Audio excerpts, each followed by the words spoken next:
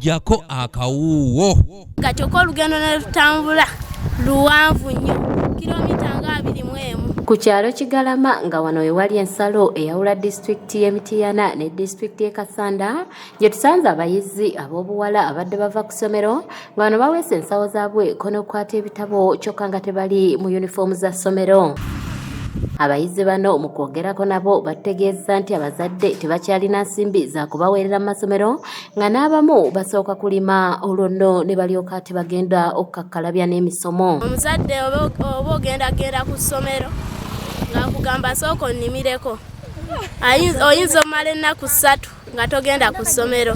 Lwogenze ku ssomero lwe bakugoba school fees ze bwebwe obuzibu bwensinga okusanga. Bano era bagamba nti batindigga engendo mpanvu okuva ewaka okutuuka gye basomera kye bagamba nti kibaleetera okutuuka ekikeerezi nga n'oluusi bakooye. Tutambula engendo mpanvu nnyo okuva ewaka okutuuka ku ssomero.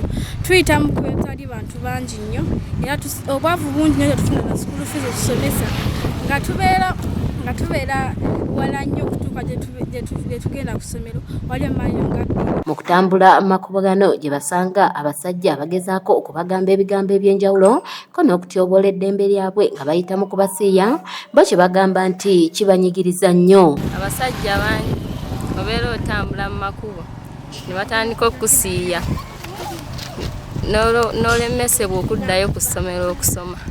Ebiseera ebisinga ewaka eyo bazadde baffe babeera tebalina buyambi busobola tuweerera, ssente ne zibula ne tubeera awo nga tetulina yadde n'ebyokulya nga tetufuna naye nga twagala okusoma. Bino byonna okubaawo kiddiridde kaweefube ow'ekitongole ky'obwannakyewa ekya Pakiti Uganda gwe kirimu ow'okusitula omwana ow'omuddugavu ku Ssemazinga Africa nga bayita mu kubasomesa ssaako n'okubawa ebyetaago. Owaffe kizibu ku kyalo. So once we start by knowing our responsibilities, obuvunaanyizibwa bwaffe wakane ku kyalo, then eddembe lijja kukola ki? Lijja kubeera. Abapakiti Uganda bagenze batalaga amasomero ag'enjawulo naddala agali ku musingi ogw'abaana ab'obuwala era nga basinzidde ku ssomero lya St. Elizabeth Girls School eryatandikibwawo Sylvia Namabide eyaliko omubaka omukyala owa Mityana. We don't expect it to work at night. Commercial sex is one of the child labor. If someone takes you somewhere, you are given that, you know what is sex.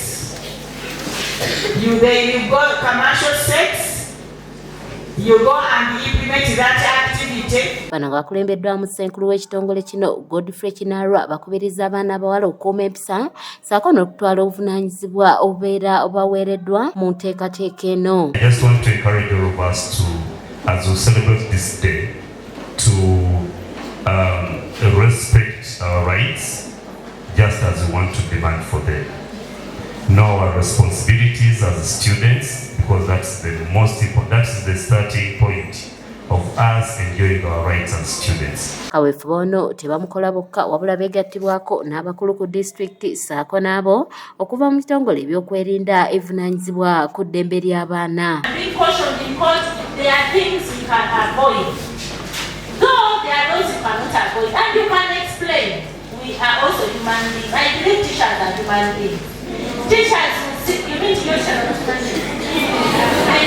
Abakulu ku disitulikiti bagamba nti bafuna nnyo emisango gy'abazadde okusuulirira abaana nga bano mu kuzigonjoola bagitwala eri abo abavunaanyizibwa ku ddembe ly'abaana we basinzidde ne basaba n'abaana obuteetiirira nga baliko obuzibu bafunye wabula batwala ensonga zaabwe mu mateeka. Nese gulinnya nnyo kyova olaba okusoma bwe kutuuka abazadde bawulira nga abawewuddwa obuwewulwa kubanga bazzaayo abaana ku masomero era hulidde bwetuuka bagamba bannange tulabye abaana bakomyewo ye baddamu ddi okusoma kubanga abazadde tebakyatwala buvunaanyizibwa ng'omuzadde bwe yali alina obw'okufa ku mwana okulaba yeeyisizza atya n'okumugunjula okusobola okubeera omuntu ow'omugaso mu future. Ebintu ebyo byonna babirekedde basomesa. Atiya Sekanjako yakusakidde eggulire lino ku lwa ABS television.